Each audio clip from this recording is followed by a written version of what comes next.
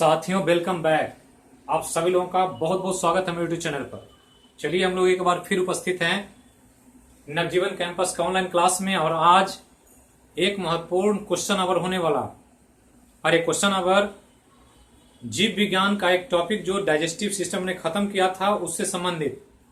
और इस question our में बात करेंगे हम लोग यकृत और अग्नाशय से संबंधित कुछ महत्वपूर्ण प्रश्नों के बारे में। और ऐसा प्रश्न जो आपके पूरे कॉन्सेप्ट को रिवाइज करे और आप आसानी से इससे पूछे जाने वाले कठिन से कठिन सवाल बना सके। इसके लिए हम ये क्वेश्चन नंबर लेकर आए हैं जिसमें लीवर और पैनक्रियाज से कुल 12 क्वेश्चन यहाँ पर दिए गए हैं। तो आज के 10 के दम में 12 क्वेश्चन है और 12 में 12 आप लोग सही करें, यही हम उम्मीद करते हैं आप सभी लोगों से। 1-2 दिन से क्लास अनियमित हो रहा है, कुछ तकनीकी खराबी और कुछ तबीयत खराब होने की वजह से नहीं हो पा रहा, तो ध्यान रखना है।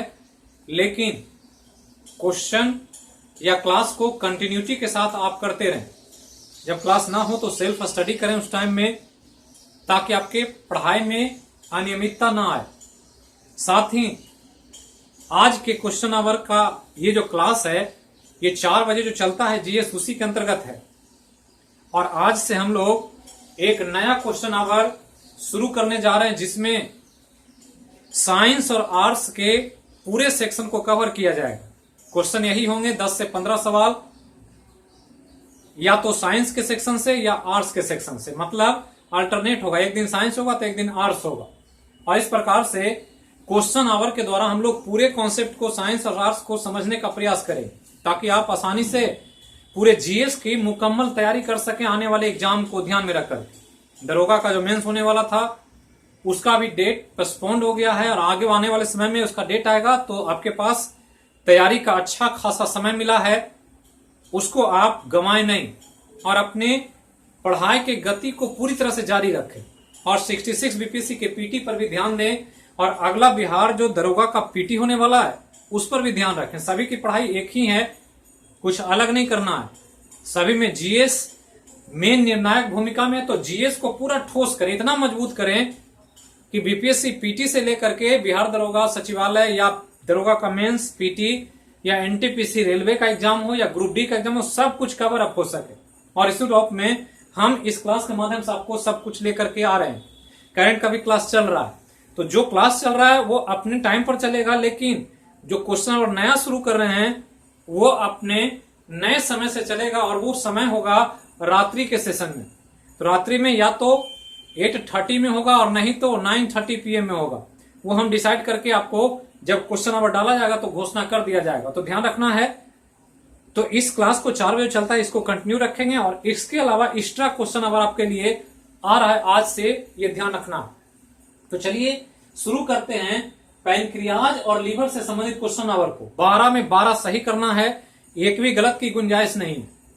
क्योंकि हमने कहा है जब पढ़े हुए चीजों में गलती होती है तो वो गलती नहीं, एक तरह का अपराध है। और कोई भी हमारे चैनल से जुड़ा हुआ व्यक्ति कोई भी अपराध न करे, यही प्रयास किया जाए। तो पहली बार जो इस चैनल को देख रहे हैं, लिंक को सब्सक्राइब करें।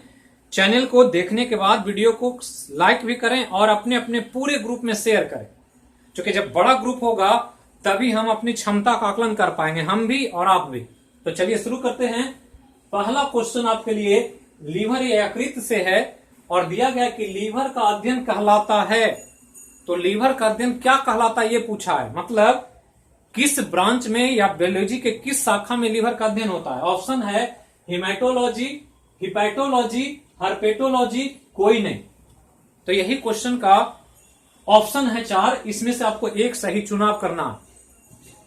तो आपको ध्यान रखना है कि लीवर के अध्ययन को हिपैटोलॉजी कहा जाता है। पहले तो ये ध्यान रखना कि लीवर का जब भी अध्ययन होता है तो हिपैटोलॉजी में होता है। और लीवर के जो डॉक्टर होते हैं इनको हिपैटोलॉजिस्ट कहा जाता है, जो लीवर संबंधित बीमारियों को ठीक करते हैं या उपचार करते हैं। तो ध्यान रखना है। अब यहां पर 2 ब्रांच और आया है। पहला क्वेश्चन में एक आया है हिमेटोलॉजी और एक आया है हर्पेटोलॉजी, और दोनों बहुत एग्जाम के लिए इंपॉर्टेंट है, जो आपको ध्यान रखना, हिमेटोलॉजी भी और हर्पेटोलॉजी भी। तो हिम मतलब यहां आयरन होता है, लोहा, और लोहा हमारे शरीर में रक्त में मौजूद होता है, जिसके कारण रक्त का रंग लाल है। और इसी वजह से रक्त का जब अध्ययन करते हैं तो एक ब्रांच होता है जिसको हिमेटोलॉजी कहते हैं। मतलब हिमेटोलॉजी में ब्लड का अध्ययन होता है, ये ध्यान रखना, रक्त का। और हर्पेटोलॉजी में कुछ जानवर का अध्ययन होता है, वह जानवर जो रेंगने के गुण से लैस होते हैं, मतलब इनमें रेंगने का गुण पाया जाता है। क्रीपिंग एनिमल जो सरक कर चलता है, घसीट कर चलता है, जैसे सांप, कछुआ, मगरमच्छ, छिपकली, ये सब क्या है, सरीसृप है। और इसलिए हर्पेटोलॉजी के अंतर्गत सभी वह जानवर जो सरीसृप वर्ग में रेंग कर चलते हैं, इसका अध्ययन होता है, ये ध्यान रखना। तो ये दो वर्ग, और हिपैटोलॉजी तो हमने बताया लीवर का, तो ये ध्यान रखना। क्योंकि हिपैटो एक वर्ड है बायो में जो लीवर के लिए आता है, जहां भी लीवर संबंधी बात होती है वहां पर ये वर्ड जोड़ा जाता है, हिपैटो, ये ध्यान रखना। तो ये एक इंपॉर्टेंट क्वेश्चन आपको ध्यान देना। आगे चलें तो दूसरा क्वेश्चन कहता है कि लीवर में कौन सा कोशिका होता है।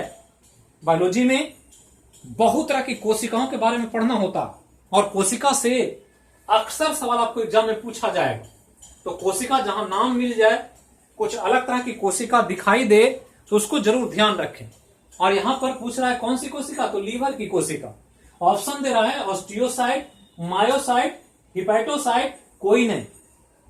तो पहला तो ध्यान रखना है कि साइट वर्ड जहां भी लगा रहता है वो सब सेल को बताता है। साइट मतलब ही सेल होता है। तो दूसरा क्वेश्चन जो कह रहा है वहां ध्यान रखना है कि साइट वर्ड कोशिका के लिए आता है, सेल के लिए।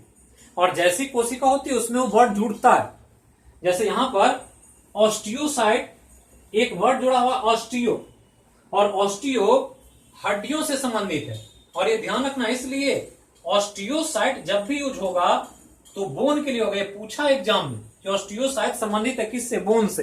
तो जितने भी हमारे शरीर में हड्डियां हैं उसका निर्माण ऑस्टियोसाइट नामक कोशिका से होता है, ये ध्यान रखना। दूसरा जो है मायोसाइट। तो मायो जो वर्ड आया है, ये मायो वर्ड आया है मसल के लिए। मसल मतलब मांसपेशी होता है, जो हम लोग मांस जिसको कहते हैं नॉर्मल भाषा में। तो मांसल संरचना मायो से रिलेटेड है। और मायो में साइट लग गया, मतलब मांसपेशियों का निर्माण जिस कोशिका से होता है क्या है, मायोसाइट है। तो बोन का निर्माण ऑस्टियोसाइट और मांसपेशियों का निर्माण मायोसाइट। और इसके अलावा है एक हिपैटोसाइट। तो साइट मतलब सेल, और अभी हमने कहा था कि हिपैटो वर्ड जब भी जुड़ जाता है तो वो लीवर को दर्शाता है। तो लीवर है यहां, और लीवर का सेल जब होगा तो हिपैटो के साथ साइट जुटेगा। तो यहां पर ध्यान रखना है कि हिपैटोसाइट जब पूछे तो हिपैटोसाइट का मतलब हो गया कि वह सेल जो क्या करता है, तो हमारे लीवर का फॉर्मेशन करता है। और ये तीनों एग्जाम में पूछता है बार बार, कोई ध्यान रखना। मतलब लीवर से संबंधित कोशिका को क्या कहेंगे, हिपैटोसाइट कहेंगे। तो बिल्कुल सही जा रहे होंगे आप लोग, सबका सही हो रहा होगा, ये ध्यान रखना। कोई भी गलती की गुंजाइश यहां नहीं है, इसलिए गलती ना करें। सब कुछ पढ़ाया हुआ है और सब कुछ बुक में उपलब्ध है। तो बायो के बुक को रिवाइज करें, क्लास को कंटिन्यूटी के साथ करें, और क्वेश्चन आवर में जरूर पार्टिसिपेट करें, क्वेश्चन आवर से भागे नहीं। आगे चलते हैं तो तीसरा एक इंपॉर्टेंट क्वेश्चन आपके सामने है कि लीवर का कार्य है, कि लीवर जो हमारे बॉडी में उसका फंक्शन है, कौन कौन फंक्शन करता है, जिसमें 4 तरह के फंक्शन यहां पर दिए गए हैं ऑप्शन में। पहला पाचन करता है, दूसरा उत्सर्जन करता है, तीसरा संग्राहक की भूमिका में रहता है, या चौथा सभी है। तो ऐसे सवाल बीपीएससी में खूब पूछे जाएंगे, मोर देन वन चॉइस या नन ऑफ दीज बीपीएससी का सबसे इंपॉर्टेंट और सबसे कठिन सवाल होता। तो ये ध्यान रखना है। तो लीवर का जब फंक्शन पढ़ रहे थे तो हमने बहुत सारा फंक्शन लीवर का आपको बताया, और उसी को समझना। तो पहला तो हम देखें तीसरा क्वेश्चन में, तो लीवर क्या करता है, तो पाचन संबंधित कार्य में फैट को पचा देता है। मतलब ये पाचन के लिए बना हुआ है, और पाचन किसका, तो भोजन में जो फैट्स होता है उसका पाचन करता है, पहला। दूसरा उत्सर्जन की भूमिका निभाएं। तो ध्यान रखना है कि लीवर यूरिया का निर्माण करके उत्सर्जन में मदद करता है। हमने बताया आपको क्लास में कि लीवर जो है वो यूरिया का फॉर्मेशन करता है। यूरिया एक उत्सर्जित पदार्थ है स्तनधारियों में। तो ध्यान रखना, यूरिया का निर्माण करके उत्सर्जन कर दिया। और संग्राहक की भूमिका में ध्यान रखना है कि एक इंपॉर्टेंट कंपोनेंट को संग्रह करता है जिसको ग्लाइकोजेन कहते हैं। जो ग्लूकोज हम लोग खाते हैं और ज्यादा ले लेते हैं तो वो ग्लूकोज ग्लाइकोजन में कन्वर्ट करके यकृत में जमा हो जाता है। जमा होना मतलब संग्रह होता है। तो संग्रह भी कर रहा है, उत्सर्जन भी कर रहा है, पाचन भी कर रहा है। और इसलिए आंसर जो तीसरा का होगा वो क्या होगा, सी हो, सभी होगा, मतलब डी होगा। तो बहुत इंपॉर्टेंट सवाल, कौन उत्सर्जन काम है, कौन पाचन का काम है, कौन संग्राहक की भूमिका का काम है, ये आपको बहुत इंपॉर्टेंटली याद रखना, एग्जाम में बार बार पूछा जाए। आगे चलें तो चौथा सवाल कहता है कि लीवर का आकार बड़ा होने का कारण है, मतलब लीवर किन्हीं किन्हीं व्यक्तियों का बड़ा हो जाता है, और जब बड़ा होता है तो कहते हैं बीमारी होगी। लीवर को नॉर्मल साइज में रहना चाहिए, अगर साइज बड़ा हो गया तो समझना है कि आप में या जिन व्यक्ति का लीवर बड़ा हो गया उनमें कोई ना कोई प्रॉब्लम है लीवर संबंधी, और लीवर संबंधी बीमारियों को नॉर्मली हेपेटाइटिस कहा जाता है। हेपेटाइटिस मतलब हिपैटोसाइट्स में इंफेक्शन हो गया, जो सेल है लीवर का उसमें संक्रमण हो गया। और लेकिन हेपेटाइटिस कई प्रकार का है, पहला ऑप्शन में हेपेटाइटिस ए, दूसरा हेपेटाइटिस बी, तीसरा हेपेटाइटिस सी और चौथा है कोई नहीं। तो कौन तरह का हेपेटाइटिस है जिसमें लीवर का साइज बड़ा हो जाता है, यही पूछ रहा। तो चौथा सवाल बहुत इंपॉर्टेंट है। तो नॉर्मली जो जॉन्डिस होता है उसको हेपेटाइटिस ए कहते हैं। तो हेपेटाइटिस ए जॉन्डिस है, इसमें लीवर का साइज समांतर नहीं बढ़ता है, सिर्फ लीवर में वायरल इंफेक्शन हो जाता है। लेकिन हेपेटाइटिस बी जो है, इस हेपेटाइटिस बी को एक नाम दिया गया जिसको यकृत शोथ कहते हैं, मतलब यकृत का फूल जाना या बड़ा हो जाना। और ये तभी होता है जब किसी व्यक्ति को हेपेटाइटिस बी हो जाए जो वायरल इंफेक्शन के कारण होता है। तो यहां भी विषाणु, यहां भी विषाणु, लेकिन ये मुख्य रूप से साइज बड़ा होने वाला एक बीमारी के रूप में देखा जाता है। फाइनली लीवर सिरोसिस होता है, और लीवर सिरोसिस के बाद आदमी की डेथ होती है। उपचार के रूप में लीवर ट्रांसप्लांट ही एक ऑप्शन बचता है, जो काफी कठिन और जटिल प्रक्रिया। तो जब लीवर के बढ़ने की बात आ जाए तो आपको ध्यान रखना है कि वो समस्या हेपेटाइटिस बी में दिखाई पड़ती है। सी एक क्रोनिक डिजीज है लीवर का ही, जिसमें लीवर संबंधित कुछ समस्याएं देखी जाती है, जिसमें सबसे ज्यादा खतरनाक हेपेटाइटिस बी ही है। और ध्यान रखना है कि हेपेटाइटिस बी को एड्स से भी ज्यादा डेंजरस बीमारी के रूप में देखा जाता है। तो ये आपको ध्यान रखना है, जिसमें आपको यह ध्यान रखना है कि हेपेटाइटिस बी के संदर्भ में लीवर का बड़ा हो जाना एक कॉमन सिम्टम है, लक्षण। आगे चलें तो पांचवा सवाल क्या कहता है, यकृत में बनने वाला द्रव का रंग पीला किसके कारण होता है। ध्यान रखना कि यकृत में जो लिक्विड का फॉर्मेशन होता है, उस लिक्विड का कलर पीला किसके कारण होता है, ये पूछ रहा है आपसे पांचवा सवाल। तो पांचवा सवाल जो पूछ रहा है उसको ध्यान रखना। तो पहले तो ध्यान देना है कि ऑप्शन क्या कह रहा है। तो पहला है बिलिरुबिन, दूसरा बिलिवर्डिन, तीसरा कैरोटीन, चौथा सभी। कौन ऐसा चीज है जिसके कारण यकृत में बनने वाला लिक्विड का कलर पीला दिखाई पड़ता है। तो पहला तो ध्यान रखना है कि लीवर जो है एक विशेष लिक्विड का फॉर्मेशन करता है जिसको वाइल कहते हैं। वाइल मतलब पीत होता, हमने पढ़ाया है पीत आपको जब चैप्टर चल रहा था लीवर तब। और पीत में ध्यान रखना है दो चीज होता है, एक होता है वाइल में सॉल्ट होता है नमक, और दूसरा होता है पिगमेंट। और पिगमेंट के कारण ही पीत का कलर दिखाई पड़ता।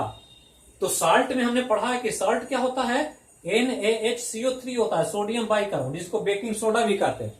और पिगमेंट में दो पिगमेंट होता है, एक होता है बिलिरुबिन और एक होता है बिलिवर्डिन, ये ध्यान रखना। और यही दोनों की वजह से कलर होता है, एक येलो कलर देता है और एक ग्रीन कलर देता है। तो पीला और हरा कलर पीत में दिखाई पड़ता है। और पीत बात कफ किसी भी मानव के सबसे स्वस्थ रहने के सिम्टम को दर्शाता है। अगर पीत बात कफ बैलेंस से संतुलित है शरीर में तो वो शरीर स्वस्थ माना जाता है। और इसलिए वाइल का बहुत स्टडी होता है, ये ध्यान रखना है। लीवर संबंधित कोई भी प्रॉब्लम होगा तो सबसे पहले डॉक्टर यही चेक करता है वाइल का कंपोजिशन कैसा।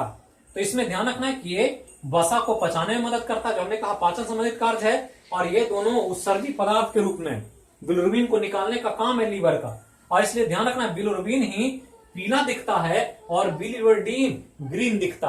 तो कलर किसके कारण, तो बिलिरुबिन के कारण। तो आंसर क्या होगा, ए। कैरोटीन तो प्राइल में होता नहीं, कैरोटीन गाजर में होता है, दूध में होता है। तो ये कैरोटीन दूध के कलर को पीला करता है, गाजर के कलर को पीला करता है, तो ये ध्यान रखना है। और बिलिवर्डिन क्या करता है, तो ये हरा कलर देता है, तो ये ध्यान रखना। आगे चलें तो छठा सवाल जो आपके सामने है उसको ध्यान रखना है। क्या कह रहा है कि ऑर्निथिन साइकिल का पार्ट शरीर के किस अंग में होता है? कौन साइकिल? Ornithine cycle. ऑप्शन दे रहा है लंग्स, पैनक्रियाज, लीवर, किडनी। कहां होता है ऑर्निथिन साइकिल? तो सबसे पहले तो समझना है कि ऑर्निथिन साइकिल होता क्या है। तो ऑर्निथिन साइकिल जो हमने पढ़ाया है क्लास में, तो ध्यान रखना ऑर्निथिन साइकिल में होता क्या है कि अमोनिया जो हमारे बॉडी में प्रोटीन के मेटाबॉलिज्म से बनता है, इस अमोनिया को यूरिया में कन्वर्ट करने का एक प्रक्रिया। तो ये ध्यान रखना, ये अमोनिया है और ये यूरिया। क्योंकि अभी हमने कहा कि यूरिया एक उत्सर्जित पदार्थ है जिसको शरीर से बाहर निकलना, और इस दौरान इस अमोनिया से शरीर को जल का एक अणु प्राप्त होता। तो जल का एक अणु प्राप्त करने के लिए ही ये साइकिल कन्वर्सन का काम करता, और ये काम यूरिया के निर्माण के द्वारा संपन्न होता। तो ऑर्निथिन साइकिल में ध्यान रखना है कि एक ही इंपॉर्टेंट फंक्शन है कि यूरिया को फॉर्म करना, और यूरिया फॉर्म इस साइकिल से होगा। और अभी हमने कहा था कि लीवर उत्सर्जन में यूरिया का निर्माण करता। तो यहां पर ऑप्शन क्या होगा? फेफड़े को कोई लेना देना नहीं, पैनक्रियाज को कोई लेना देना नहीं, किडनी यूरिया को फिल्टर करके बाहर करता है, बनाता नहीं। बनाने की जिम्मेदारी किसकी है? तो यह कृत की है, लीवर की। तो छठा का आंसर हो गया सी। अब सातवां सवाल देखें जो बहुत इंपॉर्टेंट है, बीपीएससी में पूछा है, यूपीएससी में पूछा है, रेलवे में पूछा है, एसएससी में पूछा है, मेडिकल एग्जाम में पूछा है, सब में पूछा गया, और इसलिए इसको ध्यान रखना है। सातवां सवाल क्या है कि यकृत में कौन सा विटामिन संग्रह होता है? ये बार बार पूछा जाता कि यकृत लीवर जो है वो कौन से विटामिन को स्टोर करने का फंक्शन करता। अभी हमने कहा था कि संग्रह की भूमिका में भी है, तो ग्लाइकोजन को तो करता है, कुछ विटामिन को स्टोर करता। और विटामिन जो है स्टोरेज जो होता है उसमें वो दो विटामिन मुख्य रूप से विटामिन ए और विटामिन डी। और इसीलिए हमने कहा था क्लास में कि कॉड फिश एक मछली होती है जिसके लीवर का तेल बाजार में बिकता है। कॉड फिश लीवर ऑयल बहुत महंगा होता है, और इसलिए मिलता है कि जिसको भी विटामिन की कमी होती है ये तेल उसको पिलाया जाएगा तो उसके शरीर में विटामिन की पूर्ति हो जाएगी। और ये विटामिन के रूप में कौन कौन विटामिन? तो विटामिन ए और डी प्रोमिनेंट रूप में पाया जाता है। तो ऑप्शन क्या है? Vitamin A, vitamin D, vitamin C, और डी में है ए और बी। तो क्या आंसर होगा? विटामिन ए भी होता है, विटामिन डी भी होता है, तो आंसर हो जाएगा डी, ए और बी दोनों। तो ये सातवां सवाल हो गया। आठवां की तरफ चले तो आठवां कह रहा है कि अग्नाशय का कौन सा भाग ग्लूकोज की मात्रा को नियंत्रित करता है? बहुत इंपॉर्टेंट कॉन्सेप्चुअल सवाल, बहुत बार पूछा गया है, डिफरेंट डिफरेंट फॉर्म में पूछा गया। किस क्वेश्चन को कभी कुछ घुमाएगा कभी कुछ घुमाएगा, लेकिन हम यहां एक सिंपल सवाल पूछे कि अग्नाशय जो पैनक्रियाज है हमारा, उसका कौन सा भाग ग्लूकोज की मात्रा को नियंत्रित करता है? ऑप्शन दे रहा है बाह्य स्रावी भाग, अंतःस्रावी भाग, मिश्रित भाग या सभी। तो पैनक्रियाज जब पढ़े थे तो पैनक्रियाज में हमने बताया था आपको कि पैनक्रियाज का एक फंक्शन है पाचन का, और एक फंक्शन है ग्लूकोज के लेवल को नियंत्रित करना, ग्लूकोज को मेंटेन करना। दो काम कि कुछ क्रिया पाचन का करेगा जिसमें कार्बोहाइड्रेट, प्रोटीन, वसा पचेगा, और कुछ क्रिया ग्लूकोज के लेवल को मेंटेन करना। पाचन करने के लिए क्या चाहिए? एंजाइम चाहिए। बिना एंजाइम का तो पाचन होता नहीं है। जब पाचन नहीं होता है तो अरिस्टोजाइम, यूनिजाइम डॉक्टर लिखते हैं, जिसमें क्या होता है? एंजाइम ही होता है। तो एंजाइम चाहिए पाचन के लिए, लेकिन ग्लूकोज के नियंत्रण के लिए क्या चाहिए? तो हार्मोन चाहिए। ये हमने सब समझाया है आपको क्लास में, जब हम क्लास ले रहे थे डाइजेस्टिव सिस्टम का। तो एंजाइम पाचन के लिए चाहिए और ग्लूकोज के लिए नियंत्रण करने के लिए हार्मोन चाहिए। तो पाचन के लिए एंजाइम जो चाहिए, एंजाइम कौन बनाता है? तो ये बाह्य स्रावी भाग बनाता है। जब बाह्य स्रावी ग्रंथि काम करती है तो एंजाइम बनता है। और हार्मोन कौन बनाता है? तो हार्मोन अंतःस्रावी ग्रंथि बनाता है। ये हमने बताया था। और बाह्य स्रावी भाग को पैनक्रियाज में एसिनी कहते हैं, और अंतःस्रावी भाग को आइसलेट्स ऑफ लैंगरहैंस कहा जाता है। ये हम सब बता चुके हैं आपको जब क्लास चल रहा था। जो नहीं देखे हैं वो आप प्लेलिस्ट में जाकर शुरू से देखें। एक एक वीडियो को सिस्टमेटिकली नंबर वाइज डाला हुआ है, चाहे वो ज्योग्राफी हो, चाहे बायोलॉजी हो, चाहे फिजिक्स हो, केमिस्ट्री हो, करंट अफेयर सबको सिस्टमेटिकली देखें, बिल्कुल समझ में आएगा सब कुछ, कोई कंफ्यूजन नहीं है। तो यहां पर हम क्या करें, ग्लूकोज की मात्रा कौन करेगा, अंतःस्रावी भाग करेगा। अंतःस्रावी भाग को आइलेट्स ऑफ लैंगर साइंस कहते हैं। तो यहां आंसर क्या होगा, बाह्यस्रावी, अंतःस्रावी, मिश्रित भाग क्या, तो अंतःस्रावी। ये क्या करेगा, पाचन करेगा, और दोनों मिल करके पाचन भी करेगा और ग्लूकोज को नियंत्रण भी करेगा, तो मिश्रित कहलाए। लेकिन यहाँ ग्लूकोज का पूछा है, तो ग्लूकोज का काम कौन कर रहा है, अंतःस्रावी कर रहा है। तो अंतःस्रावी भाग आपका आंसर में यही है, क्या होगा, तो आंसर बी होगा 8वां का। अब 9वां सवाल देखते हैं क्या कह रहा है, बहुत सिंपल लेकिन बहुत इंपॉर्टेंट, फ्रीक्वेंटली एग्जाम में बार बार पूछा जाने वाला। तो क्या है 9वां सवाल, इसको देखें। कह रहा है 9 सवाल में कि हाइपरग्लाइसेमिया में रक्त के अंदर ग्लूकोज का स्तर खाली जगह है। क्या क्वेश्चन है, समझें। हाइपरग्लाइसेमिया में रक्त के अंदर ग्लूकोज का स्तर खाली जगह है।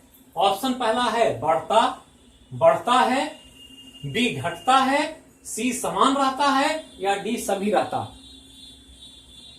तो 9वां क्वेश्चन बहुत इंपॉर्टेंट है।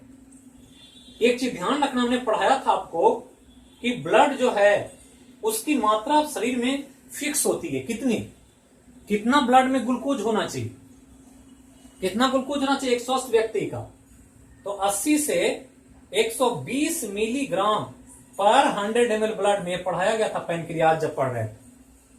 और इससे अगर ज्यादा हो जाए, बढ़ जाए, तो यही बढ़ा हुआ कंडीशन हाइपर ग्लाइसेमिया कहलाता है। हाइपरग्लाइसेमिया, हाइपर मतलब ज्यादा होता है हमेशा, और ग्लाइसेमिया मतलब ग्लूकोज होता है। और अगर घट जाए तो कंडीशन हाइपोग्लाइसेमिया के नाम से जाना जाता है, और ये हम सब बताए थे। तो बढ़ेगा तो हाइपर और घटेगा तो हाइपो, और ग्लाइसेमिया मतलब ग्लूकोज है। तो यहां क्या करा, हाइपरग्लाइसेमिया, हाइपर मतलब बढ़ा हुआ कंडीशन ग्लूकोज का, मतलब आंसर क्या होगा, ये होगा कि ग्लूकोज का लेवल क्या होता है, बढ़ जाता है। हाइपर जैसे ही बढ़ा जाता, समझना कोई भी चीज बढ़ा हुआ, पता नहीं हाइपर हो गया मतलब उसको टेंशन ज्यादा हो गया, गुस्सा हो गया बहुत ज्यादा, तो that is called hyper. Hypo मतलब कम है, जितना होना चाहिए उससे थोड़ा कम है। तो यहाँ ग्लूकोज है तो बढ़ा हुआ कंडीशन हाइपरग्लाइसेमिया, घटा हुआ कंडीशन हाइपोग्लाइसेमिया। तो ये ध्यान रखना। अब 10वां सवाल क्या कह रहा है, तो 10वां सवाल कहता है क्या, तो कह रहा है कि इनमें से कौन सा एंजाइम यकृत से निकलता है। इनमें से कौन सा एंजाइम, अभी हमने एंजाइम का चर्चा किया था कि एंजाइम ही भोजन को पचाता है। डिफरेंट एंजाइम की जरूरत होती है हमको भोजन को पचाने के लिए, मुंह में, पेट में, इंटेस्टाइन में बहुत सारा एंजाइम पड़े। ऑप्शन है ट्रिप्सिन, एमाइलेज, लाइपेज, कोई नहीं। कौन सा एंजाइम निकलेगा लीवर से, तो लीवर में हमने कहा है कि लीवर का काम पाचन में क्या है, तो फैट को तोड़ना, और फैट को तोड़ने के लिए क्या बनाता है, तो वाइल्ड साल्ट बनाता है, जो हमने कहा सोडियम बाइकार्बोनेट की बात। और वहां कोई पाचन का फंक्शन नहीं, तो पाचन के फंक्शन के रूप में यहां सिर्फ फैट्स को पचाने के लिए सोडियम बाइकार्बोनेट का निर्माण का कार्य करता है लीवर, लेकिन और किसी भी एंजाइम का फॉर्मेशन नहीं होता है। ट्रिप्सिन कहां बनता है, तो ट्रिप्सिन पैनक्रियाज बनाता है, एमाइलेज भी पैनक्रियाज बनाता है, लाइपेज पैनक्रियाज में भी बनता है, और इंटेस्टाइन छोटी आंत में भी बनता है, लेकिन लीवर में नहीं बनता। अर्थात लीवर किसी भी तरह के एंजाइम का फॉर्मेशन ही नहीं करता। तो ये ध्यान रखना कि लीवर एंजाइम का फॉर्मेशन नहीं करेगा। तो आंसर क्या होगा, डी। तो 10 नंबर। 11 नंबर क्या कह रहा है, तो 11 नंबर कह रहा है कि इनमें से 11 नंबर, जब रक्त में ग्लूकोज की मात्रा कम हो जाती है तो किस हार्मोन की जरूरत होती है। जब ग्लूकोज का स्तर गिरने लगेगा, आपको चक्कर आने लगे, फेंट कर जाएंगे, बेहोश हो जाएंगे, चलने के लिए ताकत नहीं रहे, मतलब ग्लूकोज घट रहा है बॉडी। और जब ग्लूकोज घटता है, कोई फास्टिंग करता है, कोई उपवास करता है, तो एक हार्मोन की जरूरत होती है बॉडी में, और उसी हार्मोन का नाम पूछ रहा है। ऑप्शन है इंसुलिन, ग्लूकागोन, सोमैटोस्टेटिन, या सभी। कौन हार्मोन चाहिए जब ग्लूकोज घटने लगे, तो कौन चाहिए। तो एक चीज हमने पढ़ाया था ग्लूकोज के बारे में जब पैनक्रियाज पढ़ रहे थे, कि ग्लूकोज पर फंक्शन 2 हार्मोन करता है। एक करता है इंसुलिन, और ग्लूकोज को इंसुलिन क्या करता है, ग्लाइकोजेन में परिवर्तित करता है। ग्लूकोज पर इंसुलिन काम करेगा तो ग्लाइकोजेन बना देगा, और ग्लाइकोजेन पर एक हार्मोन काम करेगा, नाम है ग्लूकागोन, तो फिर ये ग्लूकोज बन जाए। हमने कहा कि लीवर में संग्रह रहता है ग्लाइकोजन, तो जब संग्रह रहेगा और फास्टिंग करेंगे तो ग्लाइकोजन टूटेगा और ग्लूकोज की मात्रा की पूर्ति कर देगा। और ये दोनों काम दो हार्मोन से होता है। इंसुलिन क्या करता है, ग्लूकोज को ग्लाइकोजन बनाता है, और ग्लूकागोन ग्लाइकोजन को ग्लूकोज बनाता है। ये बढ़ता है तब ये काम करता है, और जब ये घटता है तो ये काम करता है। इसलिए देखते हैं डायबिटीज पेशेंट का क्या होता है कि उसके शरीर में ग्लूकोज बढ़ा रहता है, तो डॉक्टर क्या करते हैं, इंसुलिन इंजेक्शन दे देते हैं। तो इंसुलिन का इंजेक्शन देते हैं तो ग्लूकोज लेवल घट जाता है, नॉर्मल हो जाता है। लेकिन किसी को घट जाए तो क्या करते हैं, बाहर से हम उसको ग्लूकोज देते हैं, चीनी पिलाते हैं, उसको ऐसा चीज देते हैं कि ताकि उसका ग्लूकोज लेवल बढ़ जाए, ताकि जो कमजोरी वो दूर हो जाए। तो दोनों चीजें, बढ़े हुए स्थिति में इंसुलिन की जरूरत है, और ग्लूकोज जब घटेगा तो ग्लूकागोन की जरूरत। और ये दोनों काम कौन करता है, पैनक्रियाज करता है। तो यहां क्या पूछ रहा है, कम हो जाए तब किसकी जरूरत है, तो इंसुलिन तो बढ़े हुए में चाहिए, ग्लूकागोन घटे हुए में चाहिए, तो आंसर क्या होगा, बी होगा। और ये सी, सोमैटोस्टेटिन क्या करता है, तो इंसुलिन और ग्लूकागोन हार्मोन के फंक्शन को रेगुलेट करता है कि कब किसको फंक्शन करना। तो ये 11 नंबर। अब 12 नंबर, इस 10 के दम का लास्ट सवाल क्या है, इसको देखें, जो आपके स्ट्रक्चर ऑफ पैनक्रियाज से पूछा गया। ऐसा ही क्वेश्चन पूछ रहा है एग्जाम में, बीपीएससी में और दरोगा में पूछा है। हमारे बॉडी के ऑर्गन के स्ट्रक्चर से सवाल, तो ध्यान रखना। क्वेश्चन क्या है कि पैनक्रियाज की मुख्य नली क्या कहलाती है, पैनक्रियाज की मुख्य नली क्या कहलाती है। ऑप्शन है सीबीडी, बी है डक्ट ऑफ विर्सेन, और सी है डक्ट ऑफ सेंटोरिन्स, और डी है कोई नहीं। क्या आंसर होगा, पहला ऑप्शन है सीबीडी, दूसरा ऑप्शन है डक्ट ऑफ विर्सेन, तीसरा ऑप्शन है डक्ट ऑफ सेंटोरिन्स, और चौथा ऑप्शन है कोई नहीं। तो सब बताया गया है आपको, कुछ भी ऐसा नहीं है जो नहीं बताया हमने। तो हमने कहा था कि ऐसे हमारा डियोडेनम है छोटी आंत का, यहां पर एक पाइप होता है, ऐसे इस प्रकार से ये पाइप जुड़ा रहता है, ये पाइप ऐसे जुड़ता है, और यही इसका मुख्य पाइप है पैनक्रियाज का। यही पैनक्रियाज हम लोग पढ़े, इधर से लीवर जुड़ा रहता है। तो लीवर जो जुड़ता है ऐसे, तो इसको कहते हैं सीबीडी, इसको क्या कहते हैं, सीबीडी। अब यहां पर दो नली, एक मेन नली और एक छोटी सी नली। ये मेन नली डक्ट ऑफ विर्सेन कहलाता है, डक्ट ऑफ विर्सेन, और ये जो छोटी सी नली है इसको कहते हैं डक्ट ऑफ सेंटोरिन्स। ये हम सब बताए हैं क्लास में। ऑप्शन क्या है, सीबीडी। तो सीबीडी पैनक्रियाज का नहीं है, लीवर की नली का नाम सीबीडी है, ये ध्यान रखना। ये लीवर जुड़ा हुआ है जिससे। पैनक्रियाज में दो नली है, मेन नली ये बड़ा है, बड़ा वाला, इस नली का नाम क्या है, डक्ट ऑफ विर्सेन, और एक छोटी नली है ऐसे, और छोटी नली का नाम है डक्ट ऑफ सेंटोरिन्स। और यहां पूछ रहा है कौन, मुख्य नली। तो मुख्य नली डक्ट ऑफ विर्सेन, डक्ट ऑफ सेंटोरिन्स, तो क्या है, मुख्य नली का नाम डक्ट ऑफ विर्सेन। तो आंसर क्या होगा, बी, डक्ट ऑफ विर्सेन। तो यही था आज के 10 कदम, और यहां पर आकर के बायोलॉजी का डाइजेस्टिव सिस्टम का पूरा हमने चैप्टर रिवाइज करवा दिया आपको क्वेश्चन आवर के माध्यम से। और ऐसे ही हर सब्जेक्ट में क्वेश्चन आवर आपको विषय को रिवाइज करने में और कॉन्सेप्ट को समझने में काफी हेल्पफुल होगा। अब आगे हम लोग जो बायोलॉजी का आगे वाला टॉपिक है वो पढ़ेंगे अगले क्लास में। और हमने कहा कि आज से एक नया क्वेश्चन आवर शुरू हो रहा है, जिसमें पूरा साइंस और पूरा आर्ट्स को अलग अलग बांट करके हम क्वेश्चन आवर अल्टरनेट दे, एक दिन साइंस, एक दिन आर्ट्स, एक दिन साइंस, एक दिन आर्ट्स करके मंडे टू फ्राइडे चलेगा। सैटरडे को तो चलता है करंट अफेयर का क्वेश्चन आवर, तो वो चलता रहेगा। तो इसी को ध्यान में रख करके आपको तैयारी करनी है। क्लासेज एब्सेंट हो रहा है, उसके लिए हमें भी काफी दुख होता है, लेकिन कुछ कारणों से क्लास नहीं ले पाते हैं, इसके लिए बहुत बहुत खेद है, इसको ध्यान रखें। लेकिन क्लास कंटिन्यू चलता है हमेशा, उसको आप कंटिन्यूटी के साथ देखते रहें, टेलीग्राम से जुड़े रहें टेलीग्राम पर अब हम जो क्वेश्चन आवर होगा वो क्वेश्चन भी डाल दिया करेंगे ताकि आपको सहूलियत हो जाए। क्वेश्चन आवर हो जाएगा तो इसका क्वेश्चन आवर हम पीडीएफ बना करके डाल देंगे जिसको आप देख सकते हैं उसके माध्यम से भी। तो थैंक यू, फिर मिलेंगे अगले क्लास में एक नए विषय के साथ एक नए टॉपिक में। तो जहां रहें स्वस्थ रहें, सुरक्षित रहें और अपने आसपास की सुरक्षा का ख्याल रखें और बोलिए देश की एकता अखंडता के लिए जय हो मैया की। Thank you.